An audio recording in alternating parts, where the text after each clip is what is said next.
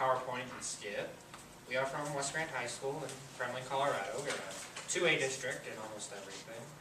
Our larger employers are Henderson Mill, which is Climax, and agriculture, tourism, the school district, and the medical district. Our team is composed of 8 members, and we're all freshmen through seniors. And we will present our solutions to child marriage in India through a PowerPoint and Skip. Our presentation will be visiting through 2 generations of an East Indian family negotiating a prearranged childhood marriage. Our PowerPoint will be focusing on the Millennium Development Goals of empowering women and gender equality. Focusing on our goal early in life allows us to bring reduction to gender discrimination, which leads to discrepancies in employment, education, political status, and life expectancy.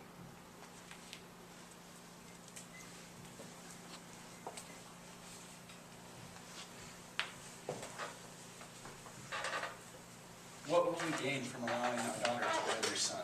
Your social standing will improve greatly, and I will also give you a great amount of land. Your son will be 33 by the time our daughter is old enough to bear children. You understand this, don't you? My son's age is not a problem. It is a tradition.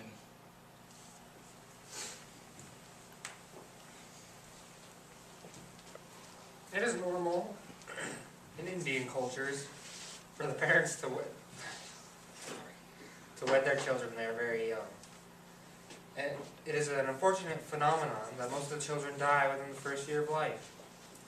And that is one of the reasons for the arranged marriages. It will definitely ensure that the social status of the families will be there, even if the child is not alive at the time of the wedding.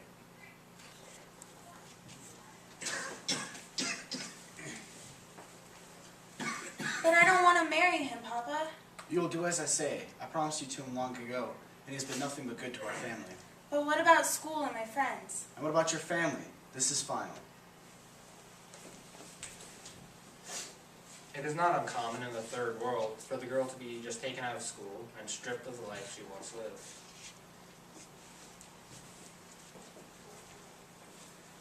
You better treat my daughter well, and if you get me a grandson, will my status be raised? Yes, sir, and I will have you a grandson within the year. Good, now let's talk about money. Now we are going to witness the wedding reception of the 33-year-old man and the 12-year-old girl. The girl is considered to have reached womanhood when she has her first menstrual cycle due to the fact that she can now bear children.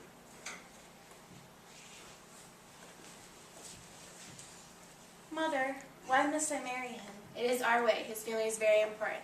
I'm sure you'll be happy with him. Your father has treated me fairly. I'm sure your husband will do the same. But I don't love him. I'm sorry, but we don't get a choice. The girl in these child marriages most often do not know they're being married off until a few days before the wedding. The wedding process in these lands vary among religion, but since childhood marriage is illegal, very few will attend compared to the size of one of the legal weddings. Marriage takes place in a tent, and the entire town will attend and keep the matrimony very secret. They dress up as well as they can, and they form 2 aisles.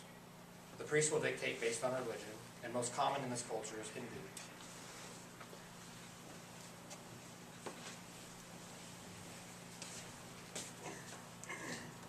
Thank you for coming. Please take a ground.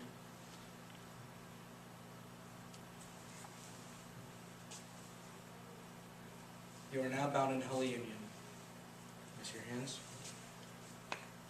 This shows your confirmation in your marriage.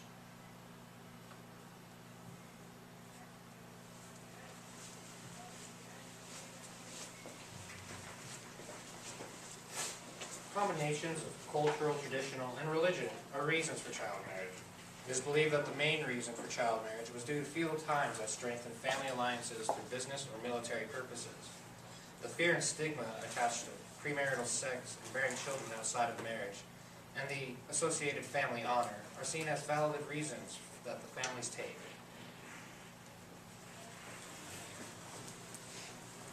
I do not care. She's too young. It's not right. You don't have an opinion in this matter. I am the controller of this household, and what I say shall be done. Well, what if she gets an education? You did just fine without an education. I would have liked to have an education. Many parents tend to curtail the education of their girls and marry them off due to the fear of the high level of sexual violence and abuse encountered to root to and even at school. The fines for breaking the laws of child marriages are 100,000 rupees, which is equivalent to 1,300 pounds, and 2 years in prison. This has not stopped many of the citizens from continuing to break the laws.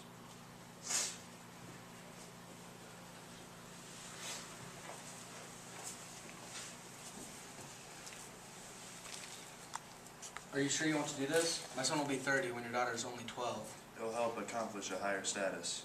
This cannot happen.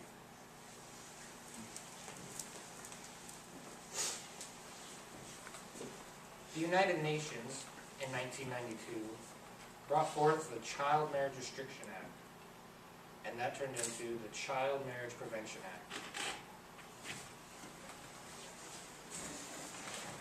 Thank you for making the time to see me. My name is Nikita, and this is my daughter, Sharia.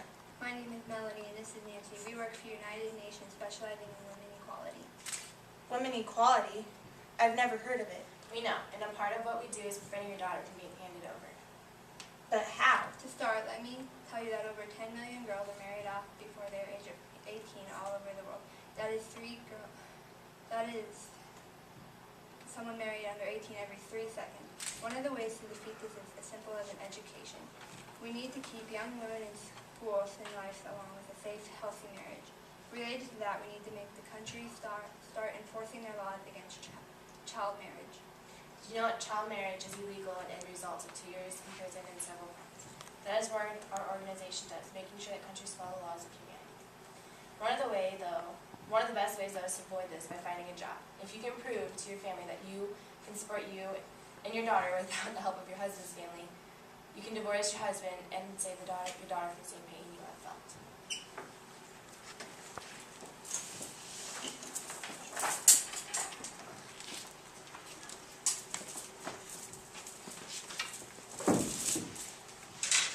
We will now provide our solutions that we came up with through a PowerPoint.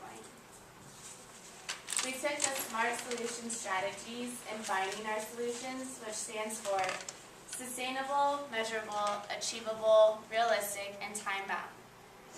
This would be sustainable and time-bound because it would work in good time. It would be manageable because we would assess it in the year 2015. And it would be achievable and realistic by enforcing the Child Marriage Restraint Act.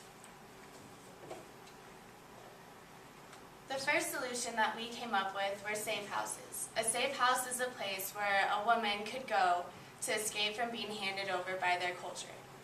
This would be a place where they can get an education and find work so that they can be independent. The second solution we came up with was the reinforcement of the Child Marriage Prevention Act. We would do this by making the fines more noticeable so that people will stop doing these acts. We would also like for the girls that are 18 and have not been married or had a child to receive money. This money would go towards an education and living. Our fourth solution that we came up with was the privacy law exception. Due to the fact that these marriages are performed privately, the authorities cannot come in and arrest the wrongdoings.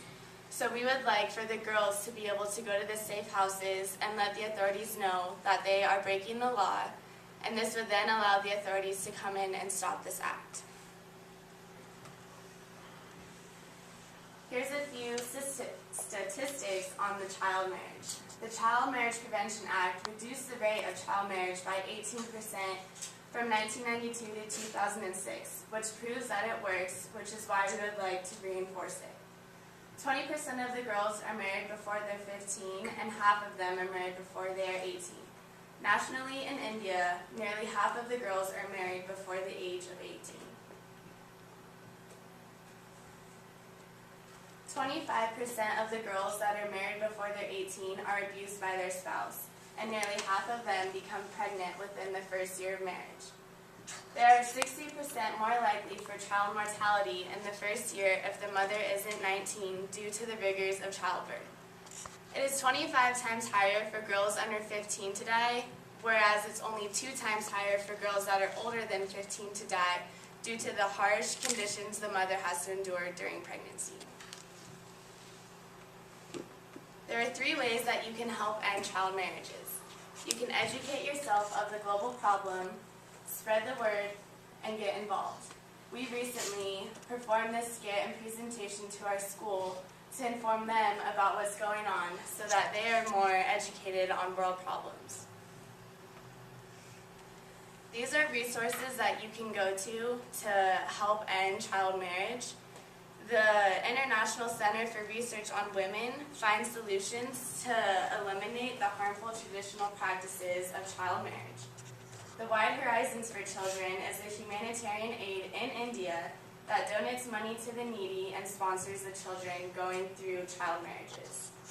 The Trust Law is a global hub that offers legal assistance, news, information, and good governance on women's rights. Thank you for volunteering your time to listen to our solutions of child marriage that we believe will be sustainable by the year 2015. If you have any questions, we will now take them at this time.